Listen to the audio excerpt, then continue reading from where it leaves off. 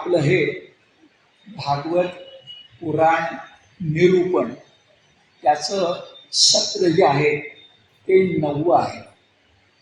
चातुर्मासात किती सत्र पुरी होतात ते आपण पाहूया आणि चातुर्मासानंतरही हा प्रवास चालू ठेवूया.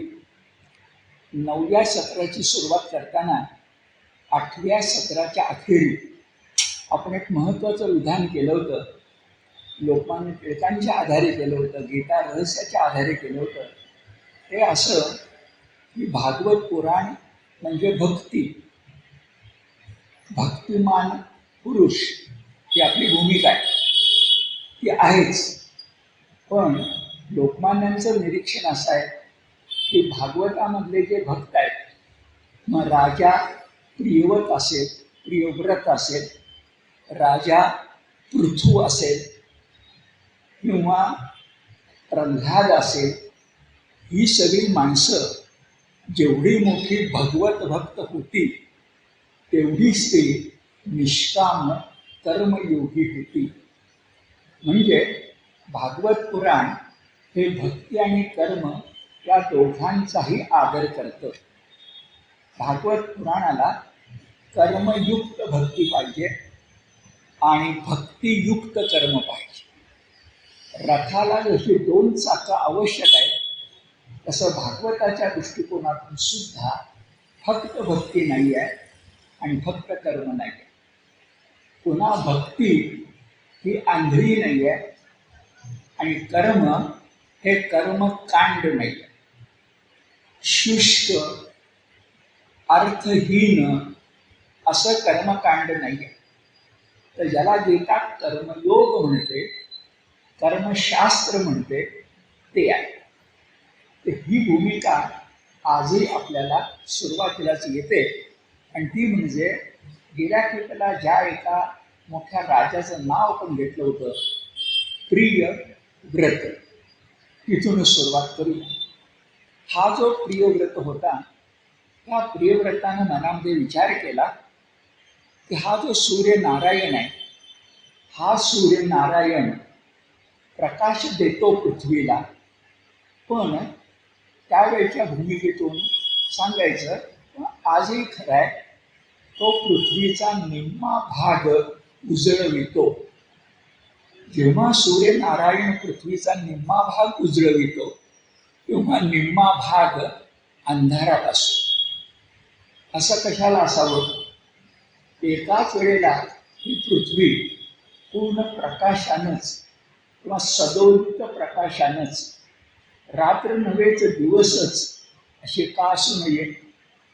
आणि असा विचार करून त्यानं सूर्यनारायणालाच विनंती केली की तू जेव्हा पृथ्वी पूर्ण प्रकाशित करता, म्हणजे प्रकाशित करण्यासाठी निघतोस, किंवा पृथ्वी अर्धी प्रकाशित होते, आपली भूमिका किंवा आपली भावना, आपला संकेत असा की सूर्य रथात बसून निघतो. सूर्याचा रथ आहे. सूर्याच्या सारथीचं नाव काय? अरुणी असं आहे, म्हणून आपण अरुणोदय म्हणतो. तर अरुणी नंतर सूर्यनारायण, तुम्ही रथात बसून निघता तर तुमच्याबरोबर मी पण रथ घेऊन येतो, प्रियव्रत म्हणतो, आणि तुम्ही निम्मा भाग प्रकाशित करा आणि मी निम्मा भाग प्रकाशित करतो. भागवतकार जरा अद्भुत रसाची मदत घेऊन का होईना पण आपल्याला कथा सांगतात की मग राजा प्रियव्रत स्वतःच्या रथामध्ये बसून सूर्याबरोबर प्रदक्षिणेला निघाला. आणि असा निघाला असताना सूर्या समवेत प्रियव्रत राजानं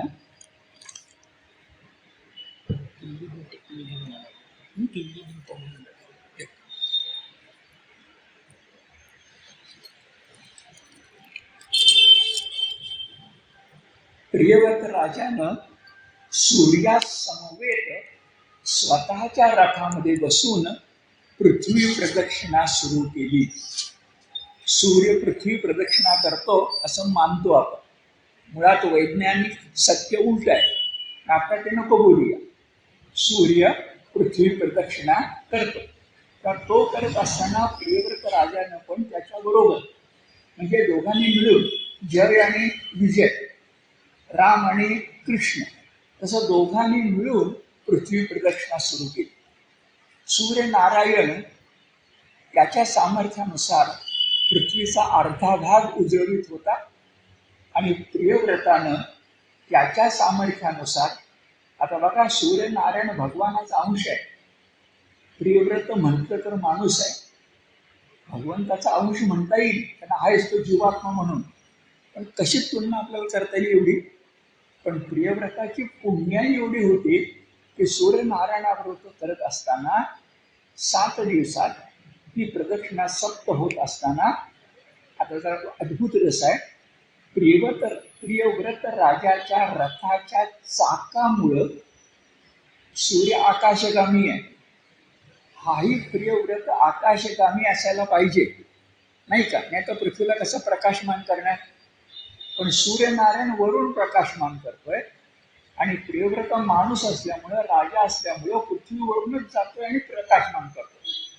तर प्रियव्रत राजाच्या रथाच्या चाकामुळं जरा अद्भुत रस आहे, पृथ्वीला खड्डे पडले आणि त्या खड्ड्यांच्या ठिकाणी 7 समुद्र निर्माण झाले.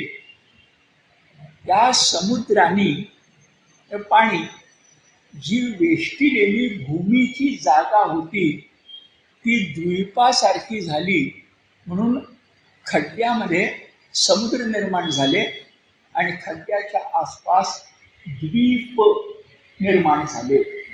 ही 7च का दिवस 7, प्रदक्षिणेचे दिवस किती, आठवड्याचे दिवस किती, 7, म्हणून 7. मग खड्ड्यामध्ये सप्त समुद्र निर्माण झाले, सप्त समुद्राबरोबर सप्तखंड निर्माण झाले. सप्तखंड म्हणजेच सप्त द्वीप निर्माण झाले असं म्हटलं गेलं. आणि म्हणून आपली पृथ्वी आता प्रियव्रताच्या पराक्रमानंतर अर्धा वेळ सूर्याबरोबर तीही प्रकाशित होणार म्हणून, म्हणजे पूर्ण वेळ पृथ्वी प्रकाशित होणार म्हणून सप्तखंड वसुंधरा झाली. आता काही शब्द पुराणाचे आठवतील, सप्तखंड वसुंधरा झाली. आता भागवतात द्वीप आणि खंड हे शब्द समानार्थी वापरले का मोठ्याचा छोटा भाऊ म्हणून वापरले याबद्दल थोडा संभ्रम आहे. कारण भरतखंडाचा उल्लेख जम्बूद्वीप असाही होतो.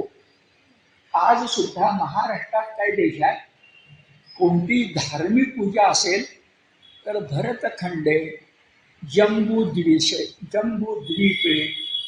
पुण्य पावन नाम नगरे, अमुक तिथौ, अशा प्रकारचा मंत्र आपल्याला सांगितलं जातो ना. म्हणजे मग भरतखंड शब्द आहे. दुसरा शब्द काय आहे, जम्बूद्वीप आहे. आता काही वेळा भागवतकार म्हणतात सप्तखंड झाले, काही वेळा म्हणतात सप्तद्वीप झाले. बर, पुढे आपण गेलो तर वर्ष असा शब्द येतो, वर्ष. आता हा वर्ष शब्दाचा अर्थ, वर्ष म्हणजे याला इंग्लिशमध्ये आपण इयर म्हणतो ते नाही घ्यायचं. वर्ष शब्दाचा अर्थ वसती स्थान असाही आहे. तर भारतवर्ष म्हणजे भरत कुळातले जे भारत आहेत त्यांचं रहिवासाची जागा म्हणजे भरतवर्ष किंवा भारतवर्ष. दुसरं भरतखंड शब्द आपल्याकडे आहे, जम्बूद्वीप. आता थोडंसं बाहेर जाऊया. आपला भारत देश हा भरतखंड कसा, म्हणजे आशिया खंड आहे त्याच्यामध्ये भारत आहे ना.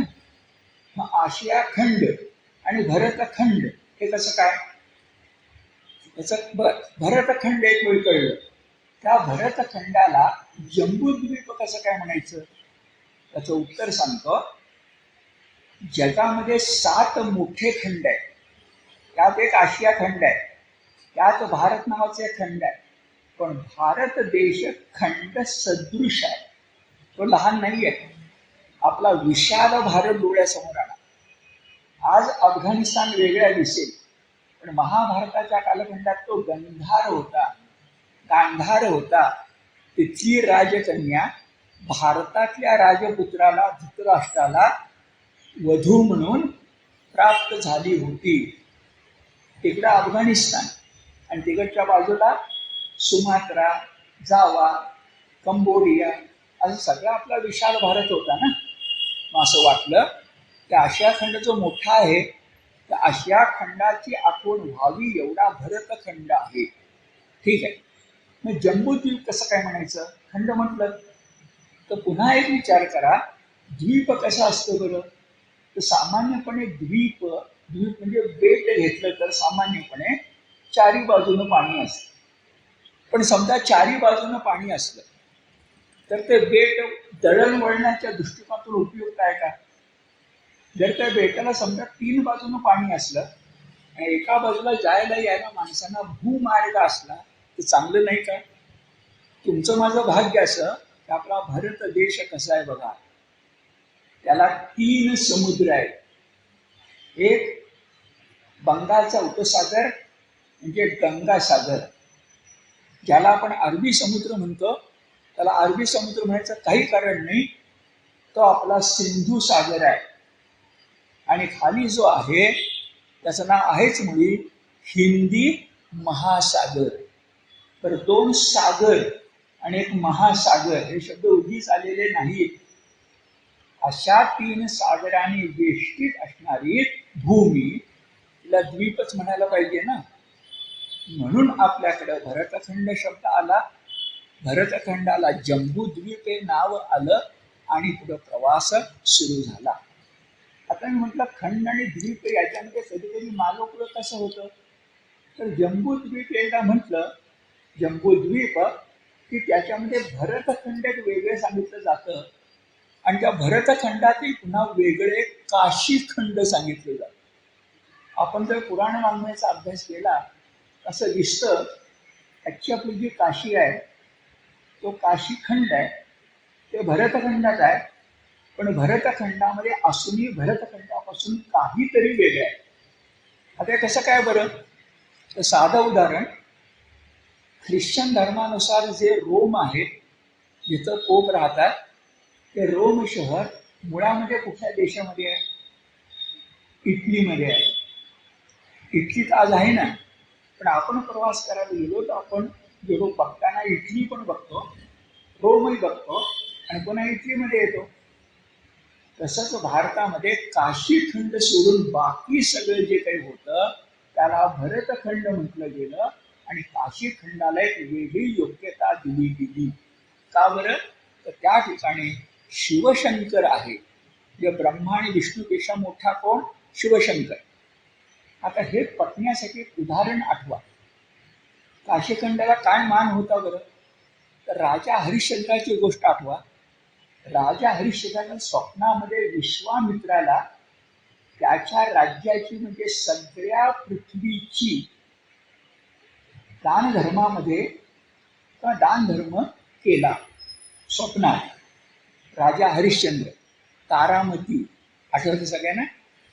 स्वप्नातला विश्वामित्र खरंच भेटायला आला तर आपली माणसं म्हणजे राजा हरिश्चंद्र म्हणजे भारतीय आपण इतके प्रामाणिक होतो की माणसं दिवसा बोललं तरी खरं म्हणत नाही. इतर रात्री बोललेलं स्वप्नातलं खरं म्हणतोय आणि राजा हरिश्चंद्र जे काय दिलं होतं ते देऊन टाकतो. आता कथा कशी रोचक आहे बघा.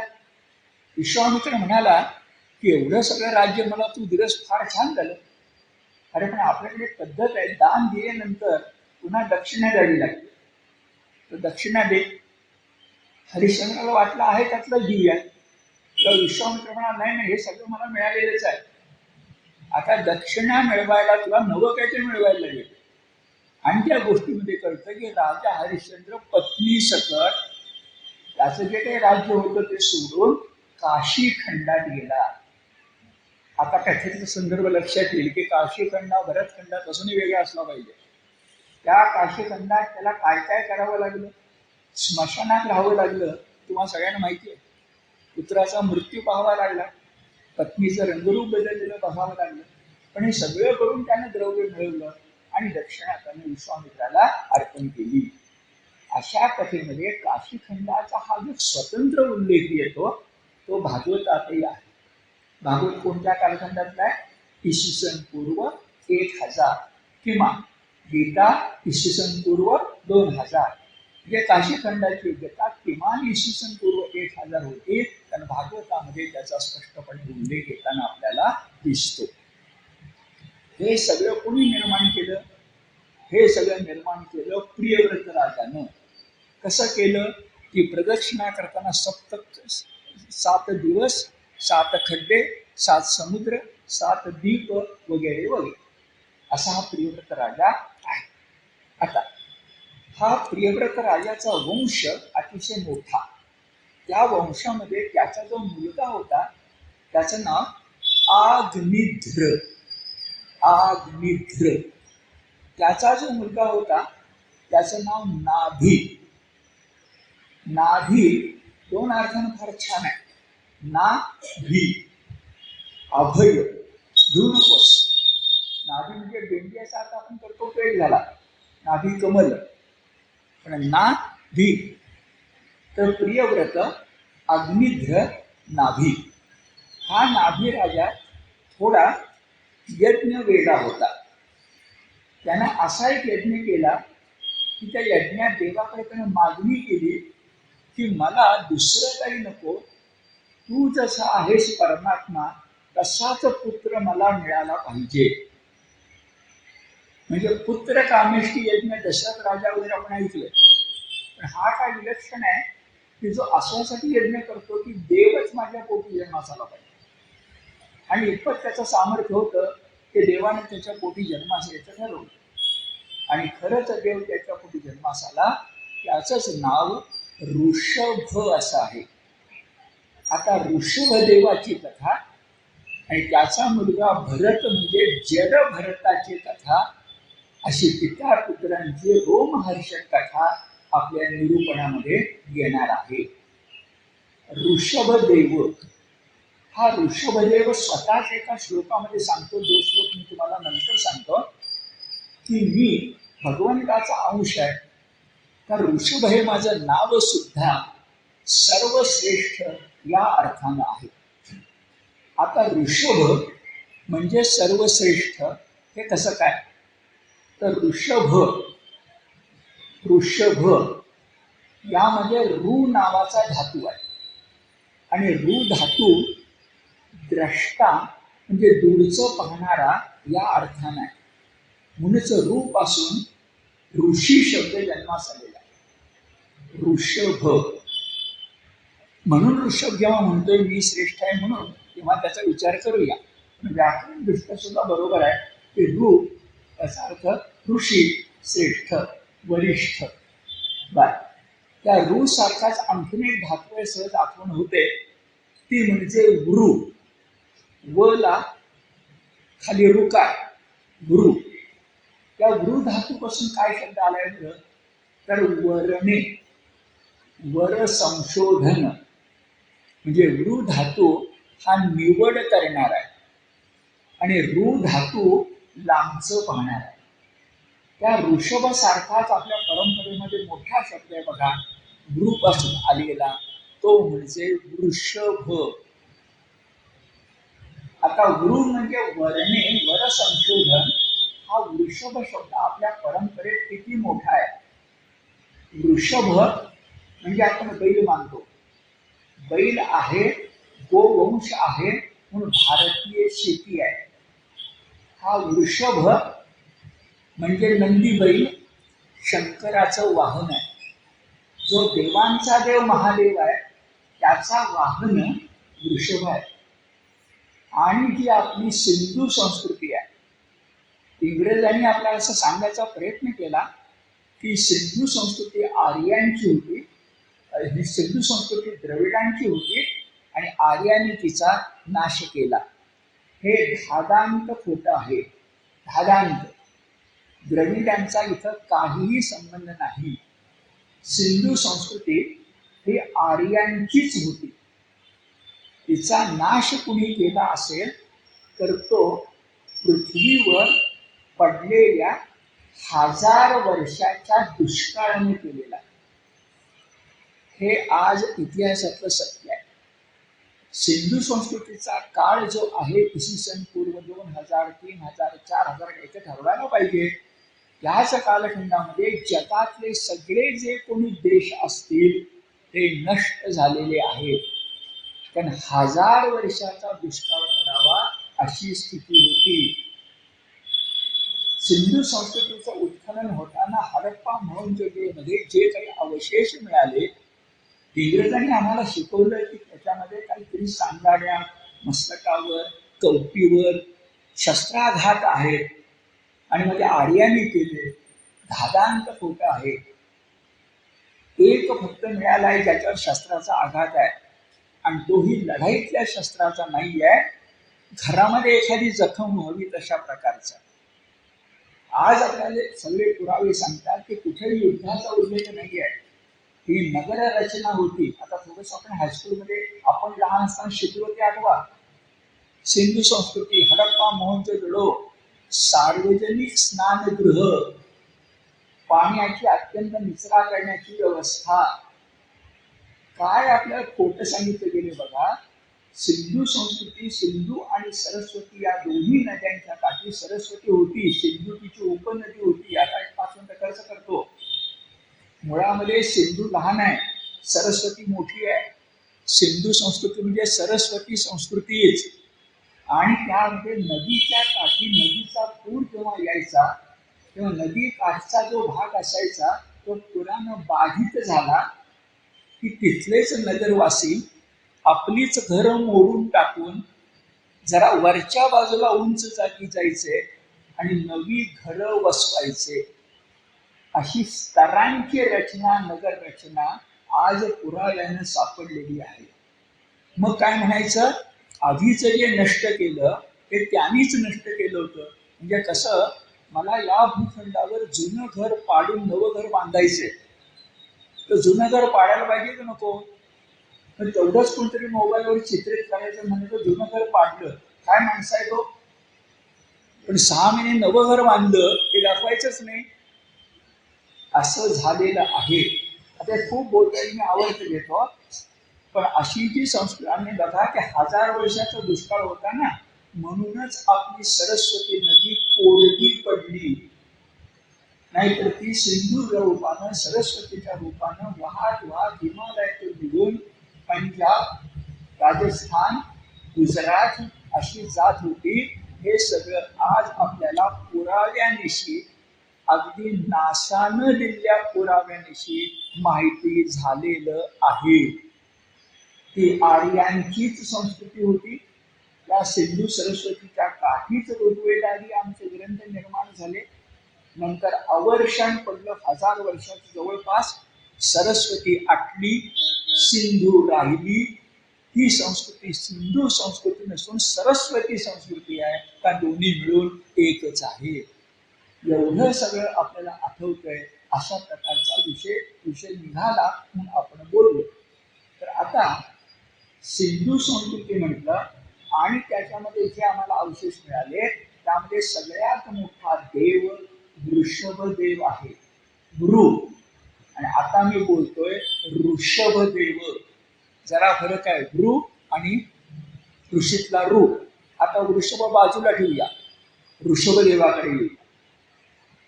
वडील जे होते ते वडील म्हणजे नाभी, हे यज्ञ वेगळे होते आणि त्यांनी मागून घेतला परमेश्वराचा अंश अवतार ज्याचं नाव ऋषभ, अर्थस्मृती सर्वश्रेष्ठ. वडिलांपेक्षा मुलगा वेगळा कसा? तो वडील होते यज्ञ वेगळे आणि ऋषभ होता देव वेगळा. स्पष्टपणे वर्णन आहे की हा ऋषभ देव बालपणापासून तो राजा झाला. अद्भुत रस, 10,000 वर्ष त्यानं राज्य केलं. नंतर मुलांच्याकडे सोपवलं, नंतर तो गेला वगैरे. पण अशा प्रकारचा जो ऋषभदेव आहे तो राजा असूनही राजर्षी आहे. बालपणापासून प्रल्हादाप्रमाणे विष्णूचा वेळ आहे. त्यानं समोर पाहिलं तर त्याला शून्य दिसत नाही, तर त्याला पूर्णपणे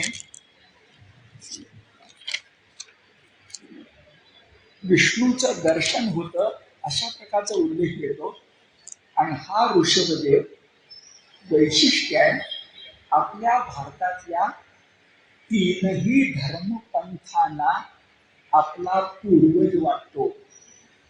तीनही धर्मपंथांना. आजही ऋषभदेवाचे उल्लेख आपण जर लडाख तिबेट भागामध्ये गेलो, हिमालय भागामध्ये गेलो तर भेटतात. मी स्वतः लडाखचा दौरा केला होता. तिथं ऋषभदेव हे नाव ऐकलं. ऋषभदेवाची वस्ती त्या भागामध्ये होती काय माहिती नाही, पण ऋषभदेव हा आता आपण बोलतोय म्हणजे भागवत पुराणामध्ये आलाय, थोडं मान्य व्हायला हरकत नाही.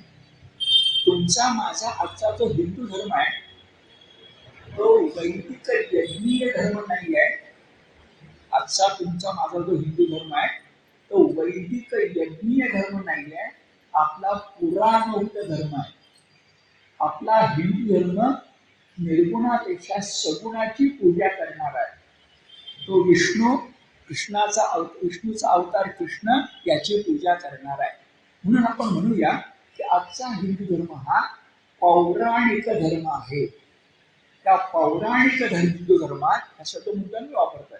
पौराणिक हिंदू धर्मात मी आता गुणगान करतोय, त्याचं नाव ऋषभदेव आहे.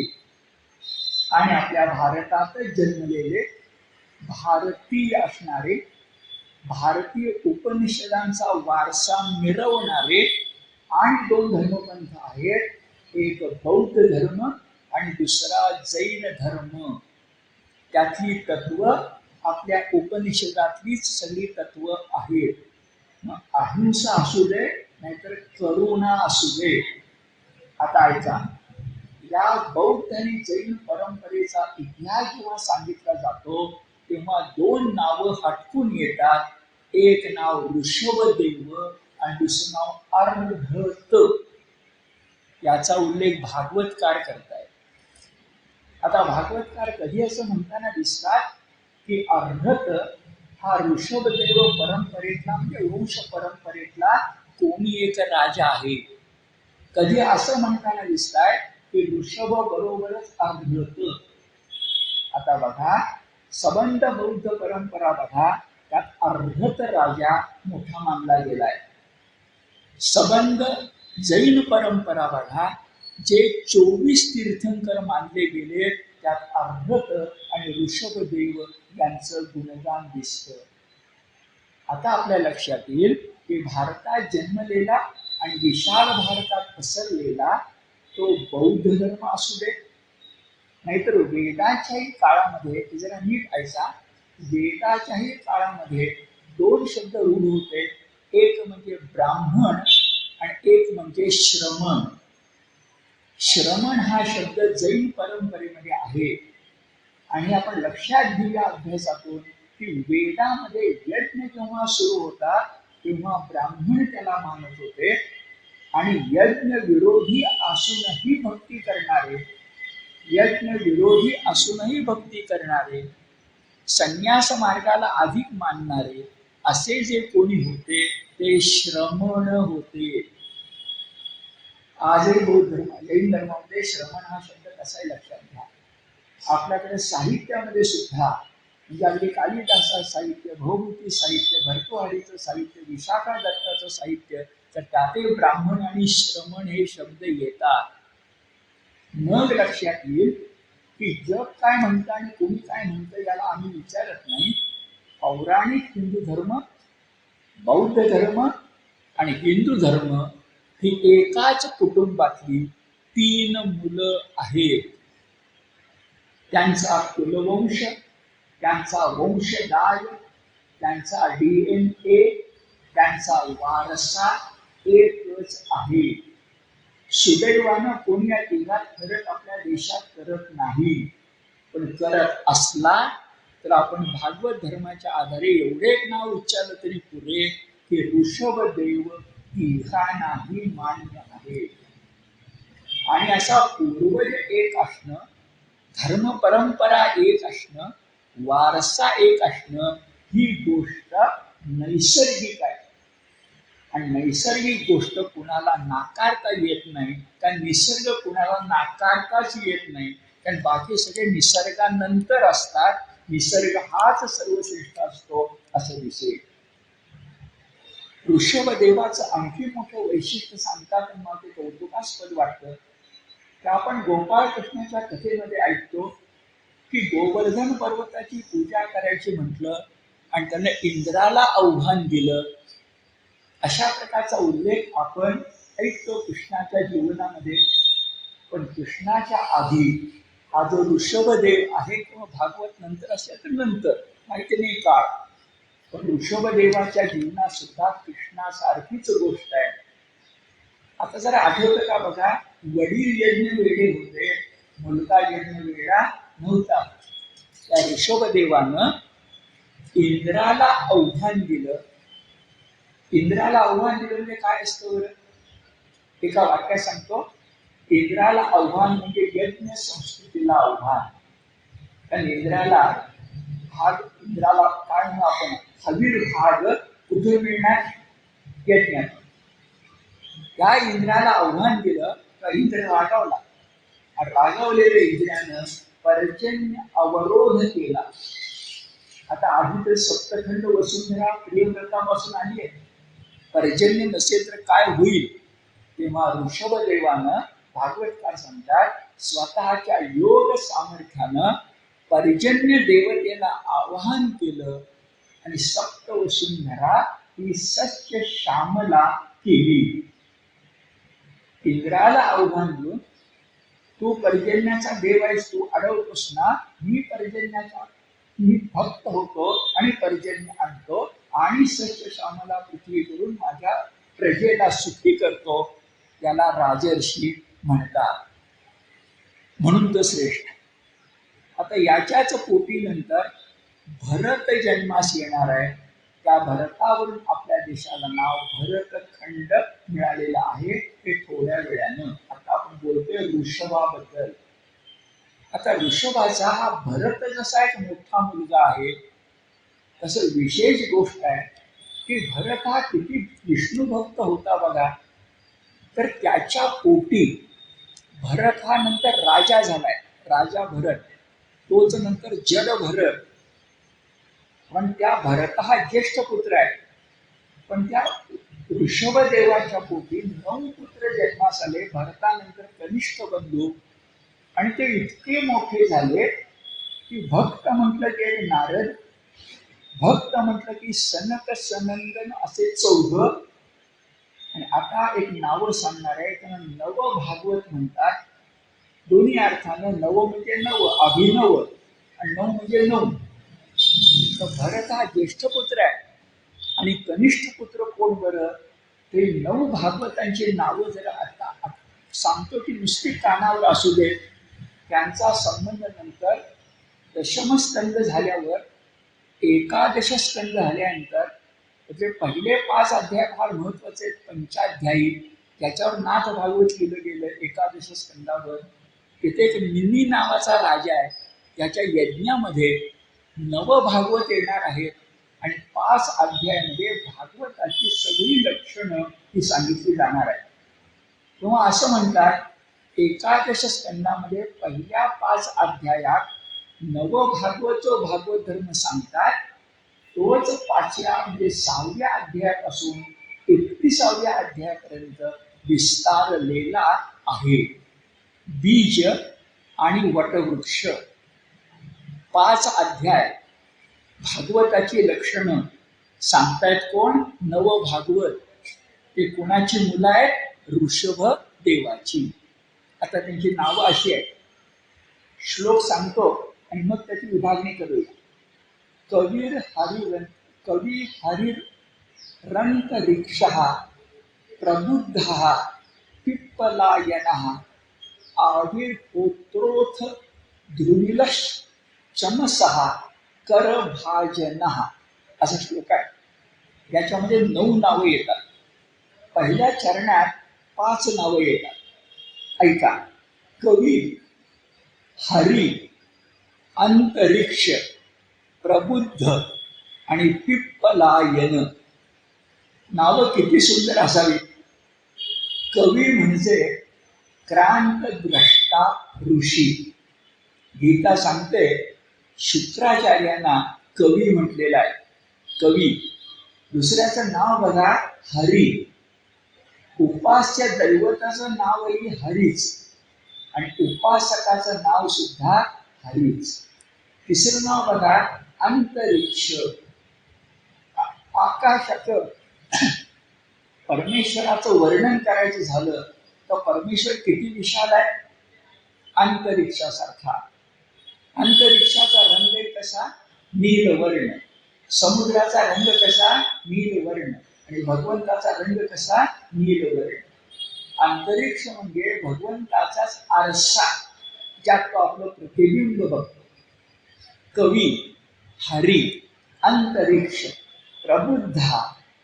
आपल्याकडे बुद्ध, प्रबुद्ध हे शब्द भागवतामध्ये एवढ्या गौरवाने येत आहेत. बौद्ध धर्म, जैन धर्म आपण जेव्हा म्हणतो तेव्हा लक्षात घ्या. पिप्पलायने, पिप्पल हेच मराठीमध्ये पिंपळ झालेलं आहे आणि पिंपळ म्हणजेच अश्वत्थ वृक्ष असंही त्यांचं म्हणणं आहे. गीतेतल्या अश्वत्थ वृक्षाबद्दल आपण सगळे वटवृक्ष मानतो, पण ज्ञानेश्वरीमध्ये अश्वत्थाला पिंपळ म्हटलेलं आहे. पिप्पल 5 झाले, उरले 4 कोण, आविर्होत्र. होत्र म्हणजे यज्ञ, आविर्होत्र. द्रुमिल, वृक्षराज, द्रुमिल. चमसहा, चमसहा म्हणजे यज्ञामध्ये जशी दरवी असते ना, पळी असते ना, अशा प्रकारचं उपकरण चमसहा. आणि छान आहे करभाजनहा. पटकन लक्षात आणि करभाजनाचा अर्थ काय, तर वीरशैव जे लिंगायत संप्रदायामध्ये बसवेश्वरांच्या तोंडी अत्यंत महत्वाचं वाक्य आहे की हा जो तळहात असतो यालाच कैलास म्हणावं. बसवेश्वरांचं वाक्य, वीरशैव संप्रदायाच्या संस्थापकाचं. हातालाच कैलास म्हणावं. आधी बोलत नाही, हाताला कैलास म्हणावं. ही कर्मयोगाची अप्रतिम खूण आहे. आणि सांगतोय कोण, वीरशैव संप्रदाय, जो जैन आणि बौद्धांप्रमाणेच महाराष्ट्रातला, कर्नाटकातला, दक्षिण पथातला अत्यंत महत्वाचा संप्रदाय आहे. लिंगायत संप्रदाय म्हणतात तो. लिंगायत वीरशैव एकच, संस्थापक बसवेश्वर. कर म्हणजे कैलास, तसं करभाजन शब्द. अर्थवाही नाव आहे, 9 पुत्र आहेत, 9 भागवत आहेत आणि आपल्याला एकादशी स्कंदामध्ये भेटणार आहे. आता हा जो ऋषभदेव आहे याच्याबद्दलचं गुणगान संपत आलं, पण संपत येताना त्या ऋषभदेवाच्या जीवनात तिसरा एक महत्वाचा प्रसंग घडला आणि तो म्हणजे एकदा तो राजा असताना ब्रह्मावर्त या ठिकाणी गेला होता. हे गाव अजूनही आहे, आपल्याला माहिती आहे ब्रह्मावर्त. तेव्हा तिथले काही लोक त्याला भेटायला आले आणि म्हणाले की तुम्ही आम्हाला पित्या समान आहात. प्रजा आली, लोक आले आणि म्हणाले तुम्ही आम्हाला पित्या समान आहात, तर आम्हाला काहीतरी उपदेश करा. काय विलक्षण प्रसंग आहे बघा. प्रजा भेटायला आली आहे राजाला आणि असं म्हणत नाहीये की आम्हाला अमुक अमुक मिळवून द्या, की हे द्या ते द्या, असं भौतिक काहीतरी द्या, असं प्रजेने राजाकडे म्हणणं शोधून दिसतं ना. पण भागवत काळ असा आहे की त्यामध्ये प्रजा राजाला सांगतेय की आम्हाला काहीतरी उपदेश करा. आणि भागवताच्या या आता चाललेल्या स्कंधामध्ये त्या ऋषभदेवाच्या तोंडी 27 श्लोक घातलेले आणि 27 श्लोक म्हणजे भागवत धर्माचं पुन्हा नवनीत आहे, भारतीय तत्वज्ञानाचं नवनीत आहे. जी गीता आपण शिकतो त्याचा 2रा अध्याय सांख्य योग आहे, त्याचं नवनीत आहे. आता हे कसं असतं बरं, तर आपण जसं मारुती स्तोत्र म्हटलं, अथर्व शीर्ष म्हटलं, छोट्या छोट्या गोष्टीमध्ये, लहान गोष्टीमध्ये महान असू शकतं की नाही, तसं तत्वज्ञानाच्या दृष्टीने जर तुम्हाला रस असला तर मुळामध्ये भागवत काढा आणि त्या भागवतामध्ये मी जे 27 श्लोक सांगतोय त्यातले काहीच घेणार आहे मी, पण स्वतः जमलं तर वाचा.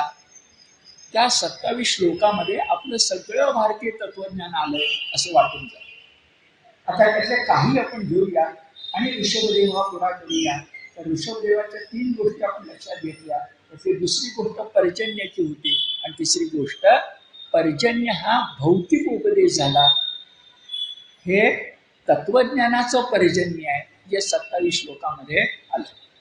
पहिल्या श्लोकामध्ये म्हटलंय एवं मनः कर्मवशं प्रयुङ्क्ते अविद्यया आत्मनि उपधीयमाने प्रीतिर्न यावन् जे यावत मयि वासुदेवे न मुच्यते देह योगेन तावत.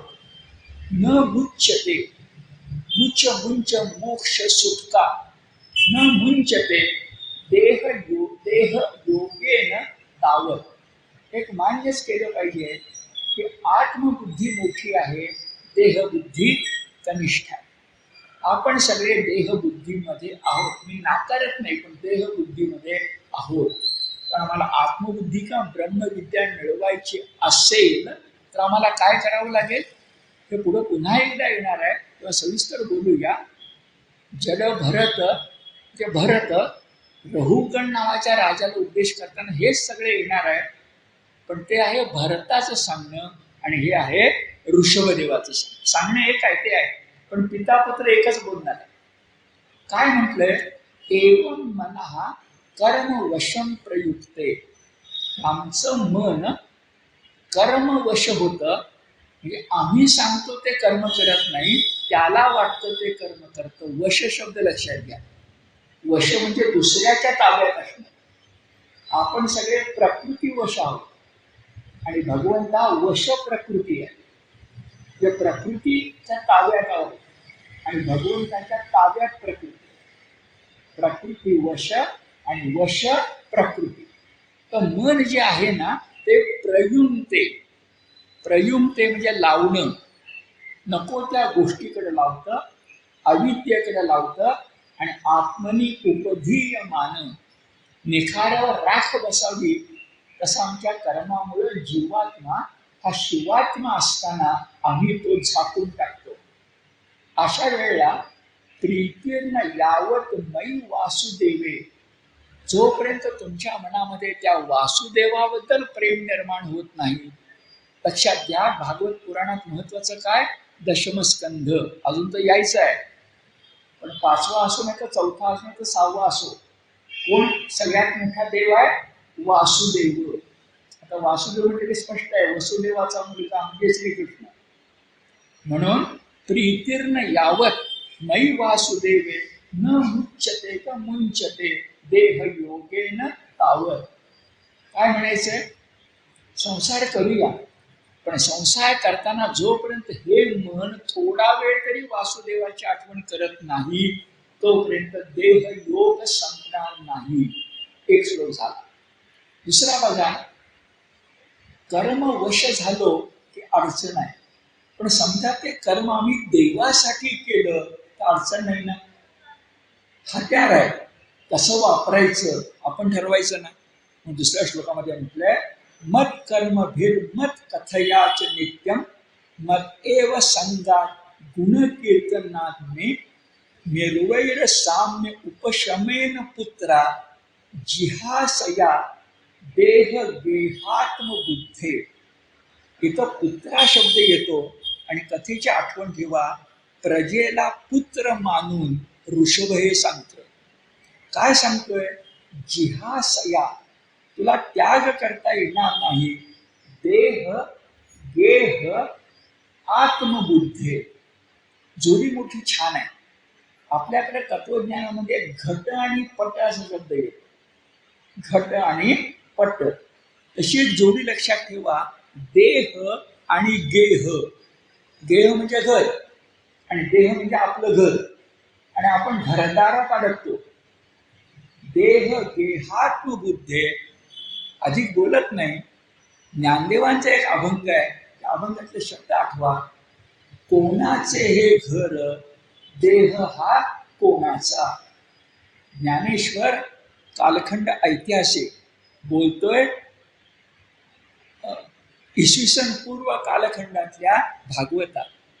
पण किती शब्द सारखे असावे, देह गेहात्म बुद्धे काय आणि कोणाचा हा देह, घर हे कोणाचे. मग काय आहे बरं, जोपर्यंत ते कर्म मत्कर्म होत नाही, म्हणजे कर्म हे देवासाठी होत नाही, देवाची कथा ऐकत नाही, देवाचा सहवास मिळवत नाही, देहाचं गुणसंकीर्तन करत नाही, तोपर्यंत निर्वैर नाही आणि समता नाही. किती खरं आहे. तुम्हाला एकता हवी असेल, समता हवी असेल, तर पहिल्यांदा स्वतःबद्दलची ममता टाकावी लागेल. ममता म्हणजे काय, कोणाचे देह, घर हे कोणाचे. संग टाकावा लागेल, आसक्ती टाकावी लागेल, तर तुम्हाला शांती मिळेल असं म्हणतो. पुढं भागवत आजचीच भाषा कसं करतो बघा. आपण बोलताना सहजपणे म्हणतो, माणसं कुठंपर्यंत तुम्हाला साथ देतील बरं, तर तिखट आहे पण ऐकूया, स्मशानात प्रवेश करेपर्यंत. हेच भागवत आम्हाला सांगतं. ऋषभदेव प्रजेला सांगतो, गुरु न स्यात्, स्वजनो न स्यात्, पिता न स्यात्, जननी न स्यात्, दैवं न स्यात्, पतीच न स्यात्, न मोचेत अद्य समुपेत मृत्युम. मृत्यू समीप आल्यानंतर तुझी कोणीही सुटका करणारा नाही. तोपर्यंत सगळं छान आहे, पण तो अखेरचा श्वास आला की सगळं बिघडणार आहे आणि त्याचं भान पाहिजे. मागे का बोलताना एकनाथांची पंचसूत्री सांगितली, ते अर्थात मरणाचं स्मरण ठेवून, जे जीवनाची क्षणभंगुरता मनात ठेवून. कोण कोण वाचवेल असं आपल्याला वाटतं बघा. गुरु नस्या, गुरु वाचवणार नाही, स्वजन वाचवणार नाही, पिता वाचवणार नाही, जननी वाचवणार नाही, नशीब सुद्धा वाचवणार नाही, दैव, पती वाचवणार नाही, म्हणजे पती पत्नी, पती वाचवणार नाहीत, न मोचेत आद्य हा समुपेत मृत्यू. तो मृत्यू समीप आल्यानंतर नाही बाबा आपल्या हाताशी काही. आता 5वा श्लोक आधी घेतो आणि 4था नंतर घेतो. 5व्या श्लोकामध्ये म्हटलंय की कर्म जसं देवाला अर्पण करायचं, तशी आपली पंचेंद्रिय सुद्धा देवाला अर्पण करणं आवश्यक आहे. अशक्य नाही आहे. शब्द बघा, मनोवचो दृक्करणं हितस्य साक्षात कृतं परिबर्हणं हि विना पुमान येन महाविमोहात कृतांत पाषाण न विमुक्तुम ईशेत. विमुक्तुम नष्ट होत नाहीत, विमुक्त. काय बरं, कृतांत पाश. कृतांताचे पाश म्हणजे यमराजाचे पाश. मोरोपंतांच्या भाषेमध्ये बोलायचं म्हणजे वार्धक्य जे असतं आपलं, जरा केस पांढरे होतात. मोरोपंत म्हणतात, कृतांत कटका मल ध्वज जरा दिसो लागली, पुरस्सर कदा सवे झगडिता तनू भागली, सहाय्य दुसरा नसे तुझ विणे बळे आगळा, न हो जरी उता वेळा तरी स्वरिपू कापतो हा गळा. मोरोपंत पेशवाईतले. मी बोलतोय भागवत. किती आपली टाकी परंपरा एक आणि एक आहे, ही अभिमानाची गोष्ट. अरे ज्या देशामध्ये 10,000 वर्ष माणसं एका भाषेत बोलतात, एकच तत्वज्ञान सांगतात, आणि या 10,000 वर्षानंतर संगणक युगात सुद्धा आमच्या तत्वज्ञानाला बाध येत नाही. विज्ञानाची घोडदौड किती मोठी झाली, तर विज्ञान शेवटी आत्मज्ञानाला शरण जाणार आहे असं जगातले नोबेल पारितोषिक विजेते वैज्ञानिक सांगतात. आणि ते आमच्याकडे 10,000 वर्षापूर्वी होतं. तेवढी अभिमानाची गोष्ट आहे. मग श्लोक बघा, मन, वाणी, दृष्टी, करण, छान शब्द आहे, करण म्हणजे आपण बाकी बाहेर म्हणतो मोबाईल हे करण आहे, पण खरं करण 6 आहे. आपली कर्मेंद्रिय आणि अंतःकरण. त्याला काही शब्द आहे बघा, अंतःकरण. मग मन, वाणी, दृष्टी, करण आणि परिबर्हणम म्हणजे पूजन. आणि महत्वाचं पुढचं आहे साक्षात्कृतम. अरे तुझ्या भक्तीने तुला भगवंताचा अनुभव आला पाहिजे. ही गोष्ट खास लक्षात घ्या. आपण पूजन करतो, आपण स्मरण करतो, आपण पठण करतो, आपण वाचन करतो, पण यानं अध्यात्म कळणार नाहीये. अध्यात्म कळायला स्वतःची अनुभूती आली पाहिजे. म्हणून ज्ञानेश्वरीची पहिलीच ओवी येते, गीता सांगायची आहे. ज्ञानेश्वरीची पहिली ओवी आहे, ओम नमो जी आद्या वेद प्रतिपाद्या. वेदांनी समजावून सांगितलेलं पण नाही कळत आपल्याला. जय जय स्वसंवेद्या आत्मरूपा. ताराजूच्या एका पारड्यामध्ये वेद प्रतिपाद्य घातलं आणि दुसऱ्या पारड्यामध्ये स्वसंवेद्य घातलं, तर स्वसंवेद्याचं पारडं हे जड होणार आहे आणि वेद प्रतिपाद्य हलकं होणार आहे. कारण तुम्हाला स्वतःला भगवंताची जी अनुभूती येते ती सबंध ऋग्वेद पाठ जरी म्हटलं तरी उपयोगी नाही. हे सांगण्यासाठी शब्द वापरलाय साक्षात्कृतम. साक्षात्कार ही गोष्ट साधी नाहीये. ती भागवतात उल्लेख येते, विना कुमान येन महाविमोहात. नुसता मोह नाही, व्यामोह म्हणजे अर्जुनाचा झाला तो द्विधावस्था, काय करू, to be or not to be. मोह, व्यामोह आणि शब्द काय बघा, महामोह. त्या महामोहापासून जर तुला सुटका पाहिजे असेल, तर कृतांत पाशापासून सुटका पाहिजे असेल तर वासुदेव हा लक्षामध्ये घ्यावा लागेल.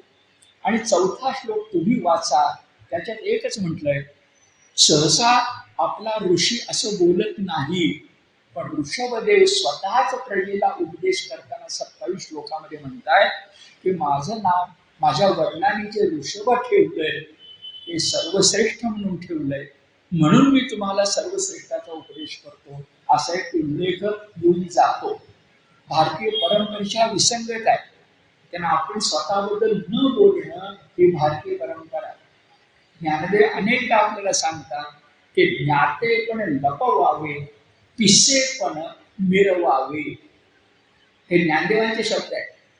आपण भरपूर ज्ञानवंत असलो तर ते लोकांना दाखवत फिरू नका. ज्ञातेपण लपवावे, पिसेपण मिरवावे. म्हणून वर्तमान काळातल्या काही साधू असं वेगळं का वागतात भौतिकदृष्ट्या, याचं कारण तिथं आहे. भागवतकार एक शब्द लिहितात आणि ऋषभदेवानं आपण शेवटचा नमस्कार करूया, तो म्हणजे नमो भगवते ऋषभाय तस्मै. नमो भगवते ऋषभाय तस्मै. हे भागवतकारांनी म्हणावं. भगवान शब्द उगीच नाही वापरला जात. भगवान वेदव्यास, भगवान आदिशंकराचार्य, भगवान श्रीकृष्ण. आणि आता काय म्हणतो, नमो भगवते ऋषभाय तस्मै. आणि आता पुढे भाग्य असं की पिता आणि पुत्रात पुत्र हा पित्यापेक्षा सवाई असावा, तसं या ऋषभदेवाचं भाग्य असं की त्याचे जे पुत्र 9 होते, 9 भागवत तुम्हाला मी सांगितले. पण आपल्या परंपरेमध्ये ज्येष्ठ पुत्र राजा होतो. तर ऋषभदेवानं अद्भुत भाषेत 10,000 वर्ष राज्य केलं, सर्वसंग परित्याग केला आणि तो तपश्चर्येला निघून गेला. आणि मग त्याच्यानंतर जो राजा आला त्याचं नाव भरत. सवाई कसा, तर जोपर्यंत ऋषभदेव होता तोपर्यंत या खंडाचं नाव अजनाभखंड होतं. अजनाभखंड काय बरं अर्थ, नाभ, नाभी, अभय. आणि अज म्हणजे जे जन्मासच आलेले नाही तो परमात्मा. परमात्म्याचा खंड अजय नाभखंड हे आपल्या भरतखंडाचं आधी नाव होतं. पण भरत राजानं, आता आपण त्याची कथा बघतो, ऋषभाचा ज्येष्ठ पुत्र एवढा पराक्रम केला, एवढ्या चांगल्या गोष्टी केल्या की तेव्हापासून आपल्याला जम्बूद्वीपामधल्या तुम्ही मी राहतो त्याला अजनाभ खंडाला भरतखंड असं नाव मिळालं. आपण इंडियाचं भाषांतर करताना हिंदुस्थान न करता भारत केलं. ते भारत करताना समोर जे काही आहे तो आहे भरत राजा. हा भरत राजा कोण? हा भरत राजा आता मी सांगतोय तो ऋषभदेवाचा पुत्र, ज्याची कथा भागवतात आली आहे. आता दुसरी कथा भागवतात येत नाही, पण परंपरेनं ती सुद्धा आम्हाला प्रिय आहे, आणि ती म्हणजे दुष्यंत आणि शकुंतला यांचा असणारा पुत्र राजा भरत. शाकुंतल नाटकातला राजा भरत. शाकुंतल नाटकाच्या अखेरी तो भरत राजा आपल्या वडिलांना ओळखायचा प्रसंग येतो. शाकुंतल नाटकमध्ये सुंदर आहे, त्यातला अखेरचा प्रसंग आहे. मला आता एवढंच पाहिजे, तेव्हा ते बालक सिंहाचे दात मोजतंय अशा प्रकारचा उल्लेख जेव्हा येतो तेव्हा तो भरत अत्यंत पराक्रमी असला पाहिजे. त्याच्यावरून या देशाचं नाव भरतखंड असेल तरी आम्हाला प्रिय आहे. आणि ऋषभ, कारण तो वीर पुरुष आहे. दुष्यंत शकुंतलेचा पुत्र कोण असणार? वीर पुत्र आहे. आणि आमचा ऋषभदेवाचा मुलगा भरत ज्ञानी आहे. आम्हाला दोन्हीचाही अभिमान आहे, आमच्या तत्वज्ञानाचा पण आणि आमच्या पराक्रमाचा पण. नंतर 1000 वर्ष आम्ही पारतंत्र्यात पडलो असो, पण त्याच्या आधी हा देश कळसावर पोचला होता. याच देशामध्ये समुद्रगुप्त होऊन गेलाय, याच देशामध्ये चंद्रगुप्त होऊन गेलाय, याच देशामध्ये चाणक्य होऊन गेलाय, याच देशामध्ये पृथ्वीराज होऊन गेलाय. हे सगळं आठवलं पाहिजे, आणि ते आठवणार तर या देशाचं नाव भरतखंड आहे. आता भागवताचा संदर्भ बघताना दुष्यंत शकुंतला पुत्र भरत जरा बाजूला ठेवला, आणि ऋषभदेवाचा पुत्र भरत. हा भरत सुद्धा आपल्या वडिलांसारखाच यज्ञ मार्गापेक्षा, म्हणजे भरत दुष्यंत शकुंतला पुत्र नाही, ऋषभदेव. ऋषभदेवाचं वैशिष्ट्य काय सांगितलं मागं मी तुम्हाला? यज्ञ मार्गाचं प्रेम नाही, भगवत स्मरणाचं प्रेम. हा भरताला सुद्धा, भागवतातला श्लोक आहे त्याचा आधार येतो, त्या भरताला सुद्धा, जो नंतर जगभरत होणार आहे, त्या भरताला सुद्धा नेहमी देव दिसायचा डोळे मिटल्यानंतर. तो कसा? भागवतकार वर्णन करतात की भरताच्या डोळ्यासमोर जी विष्णूची मूर्ती यायची त्याच्यामध्ये श्रीवत्स असायचं, कौस्तुभ असायचं, वनमाला असायची आणि सुदर्शन चक्र असायचं. या चाराचाच उल्लेख का बरं? माझा आठवतंय, मी तुम्हाला सांगितलं होतं की दर्शन घेताना कसा नमस्कार करायचा आणि ध्यान करताना कसा नमस्कार करायचा, त्यातल्या चौघांचाच उल्लेख इथं काय यावा बरं? कारण धर्म अर्थ काम मोक्ष जे आहेत ना, तेच या चिन्हातून तुम्हाला भेटतील. सुदर्शन, पराक्रम टाकता येणार नाही. श्रीवत्स लांछन हे भगवंताचं भक्तावर किती प्रेम आहे याची खूण आहे. त्या चौघांचा उल्लेख चतुर्विध मोक्षाचा सूचन करतं असं लक्षात येईल. हा आयुष्यभर नामभक्ती करत राहिला भरत. विशुद्ध अंतःकरण होत गेलं. परिणामी देवाजवळ जायची वेळ आली तेव्हा मगाशी तसा उल्लेख झाला तसा 10,000 वर्ष त्यानं राज्य केलं. राज्य संपून आता तो अशा एका आश्रमात गेला, आणि भागवतकार एका आश्रमाचा उल्लेख करतात. नेमका तो भौतिकदृष्ट्या कुठे आहे मला माहिती नाहीये, पण मी तुम्हाला शोधण्यासाठी त्याचं नाव सांगतो. अगदी गुगलवर जाऊन बघा मिळालं तर, पण मिळालं तर त्याचं वैशिष्ट्य सांगतो. त्याचं नाव आहे पुलहाश्रम. एक आश्रम आहे ज्याचं नाव आहे पुलह आश्रम. हे कसं नाव आहे बरं?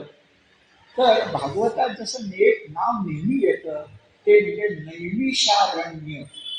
त्याचा उल्लेख मागा आपण बघितला की निमिषामध्ये डोळ्याची पापणी हलण्याच्या आत राक्षसांना मारलं म्हणून नैमिषारण्य आज आपल्याला ते माहिती आहे, भरतखंडात आहे. आजही त्या ठिकाणी प्रवचन कीर्तन होऊ शकतं.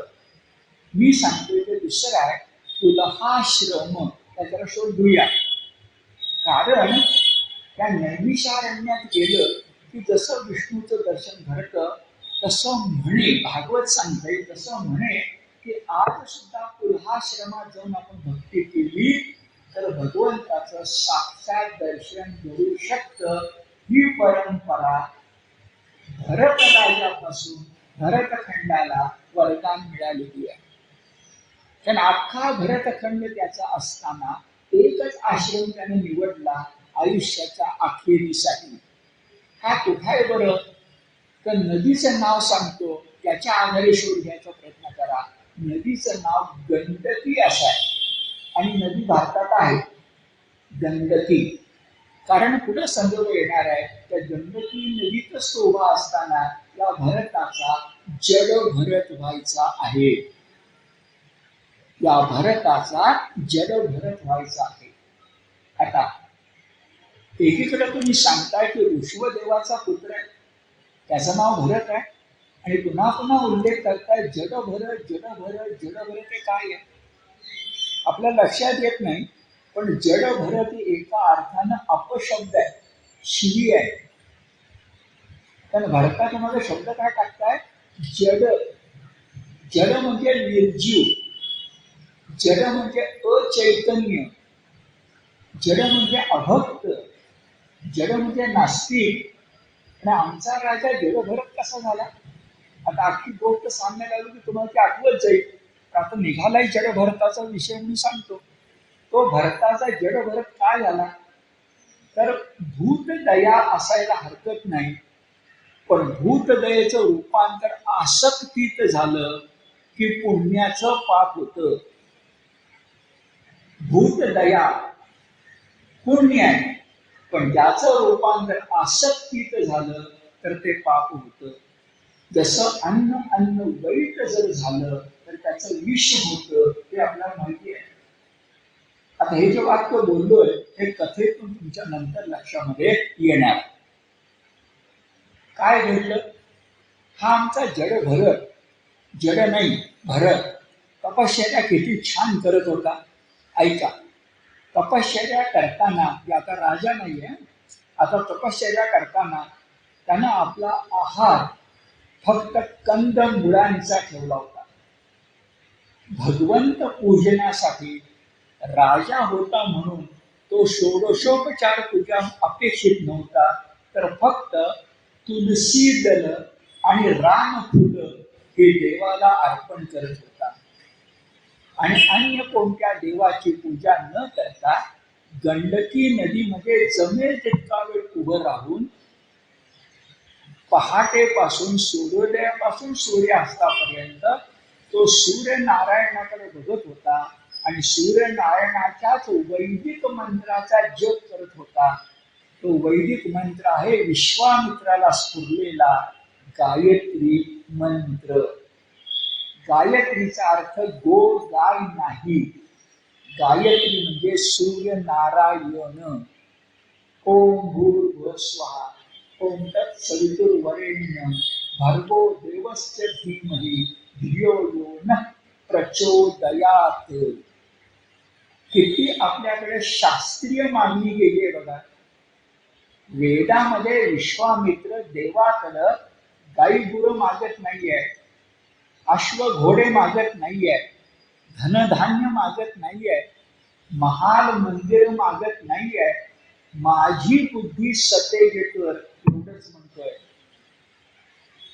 आपले डोकं आहे ना, आपली बुद्धी आहे ना, याला एका मोठ्या लेखकाने, त्याचं नाव आहे र वा दिघे, आपल्या कादंबरीमध्ये छान उल्लेख केलाय की हे माझं डोकं म्हणजे तळ हाताचा मळा आहे आणि जगातले सगळे मळे नदीच्या पाण्यावर पोचतात. तळ हाताचा मळा नदीच्या पाण्याशिवाय पोचतो. ती आपली बुद्धी आहे, ती आपली धी आहे. आणि ती प्रकाशमान कर ही सूर्यनारायणाकडे प्रार्थना आहे. आपल्या भारतीय संस्कृतीचं काय वैशिष्ट्य सांगावं बरं. कुसुमाग्रजांनी कविता लिहिली आहे आणि त्यात ते म्हणतात, मी सूर्यवंशी आहे पण मी कधी कधी विसरतो. आता गंमत बघा, सूर्यवंशी आडनाव आहे ना, पण मी म्हणतोय, कुसुमाग्रज म्हणतायत आपण सगळे सूर्यवंशी आहोत, सूर्याचे वंशज आहोत. आणि विनोबांच्या भाषेत बिचारा सूर्य दरवाजा बंद असेल तर बाहेर उभा राहतो, दरवाजा उघडण्याची वाट बघतो, आणि तुम्ही दरवाजा उघडलात की बिचारा आत येतो, तोपर्यंत वाट बघत बसतो. अशा वेळेला साधं उदाहरण आहे. आणि जेव्हा मी वाईट वागतो, कुसुमाग्रज कविते शेवटी म्हणतात, तेव्हा तेव्हा मला सूर्य नात्याचा विसर पडतो. कुसुमाग्रज आजच्या काळातले कवी. आणि एका कवितेचा शेवट ते करतात, मी वाईट वागतो तेव्हा मला सूर्य नात्याचा विसर पडतो. आणि गायत्रीची उपासना आमचा भरत तीच करतोय की देवा मला अन्न काहीही नको. आता शब्द वाचून दाखवतो. तो देवाला म्हणाला, संपूर्ण जगाला प्रकाशमान करणाऱ्या तुला, तुझ्या दिव्य तेजाला मी शरण आलो आहे. मला तुझ्या निज रूपाचं दर्शन घडव, म्हणजे आत्मप्रकाश. मला तुझ्या निज रूपाचं दर्शन घडव. मला तुझ्यासारखी सामर्थ्यशाली बुद्धी दे. देवा, मला एकच पदवी पुरे, सूर्योपासक. हा आपला वारसा आहे. बर, आता वेळ संपत आली, पण गोष्ट सुरू करून ठेवूया. जी पुढच्या वेळेची गोष्ट तुम्हाला आवडेल सगळ्यांना. वाक्य आठवा, भूतदया छान आहे खरी पण आसक्तीत नको. काय घडलं. गंडकी नदीच्या पात्रात एका सूर्योदयाच्या प्रसंगी भरत, आता जड म्हणत नाही मी त्याला, भरत उभा होता. ओंजळीमध्ये पाणी घेतलं, सूर्यनारायणाला अर्घ्य अर्पण करत होता. लक्ष सगळं सूर्यनारायणाकडे होतं. आणि एवढ्यात एक अघटित घडलं. एक हरिणी तहानेनं व्याकुळ होऊन गंडकी नदीच्या काठी आली आणि पाणी पिऊ लागली. तिचं पाणी पिऊन पुरं व्हायच्या आत, म्हणजे तिची तहान भागायच्या आत, एका सिंहाची आरोळी ऐकू आली. ही आरोळी कुणाच्याही छातीमध्ये धडकी भरवणारी होती. हरिणी ही अत्यंत बावरली. तिनं पाणी पिणं सोडलं. ती तशीच तृषार्त राहिली आणि मरणाच्या भयाने एका काठावर पाणी पिणारी हरिणी सगळी शक्ती एकवटून नदी ओलांडून पलीकडच्या काठावर गेली. पण या प्रयासात ती गर्भवती असल्यामुळं तिच्या पोटातून नवजात हरिण शावक पात्रामध्ये पडलं. ते नेमकं ओंजळीनं अर्घ्य अर्पण करणाऱ्या भरतासमोर. भरतालाही अघटित घटना विस्मयचकित करती झाली. त्याचं सूर्यावरचं लक्ष उडालं. ह्या पोरक्या पाडसाला, शावकाला आता कोण वाचवणार. तुझी ओंजळ सूर्याकडे होती, ती ओंजळ पाडसाकडे गेली. आणि पाडसाला ओंजळीमध्ये घेऊन नेम, यम, नियम, पूजा अर्चा सगळी विसरून भरत त्या पाडसाला घेऊन आपल्या कुटीमध्ये आला. आणि मनात एकच विचार होता, ह्या पाडसाला आता कोण आहे. हरिणी पलीकडे उडी मारून गेली. पाडस पाण्यामध्ये पडले, पाण्यातून वाहून गेलं असतं. मी त्याला घरी आणणे माझं कर्तव्य आहे. त्याला आता कोणीच नाहीये. त्याला मी वाढवलं पाहिजे. त्याचा परिणाम इतकाच झाला की भरताची अवस्था अशी झाली की हरिणीचं ते पाडस हे त्याचं सर्वस्व झालं.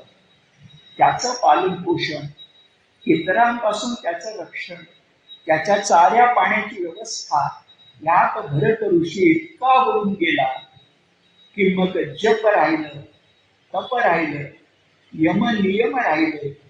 आणि भरत ऋषीची वाटचाल हळूहळू जड भरताकडे व्हायला लागली. बाकी सगळं पुढच्या खेपेत. थांबू.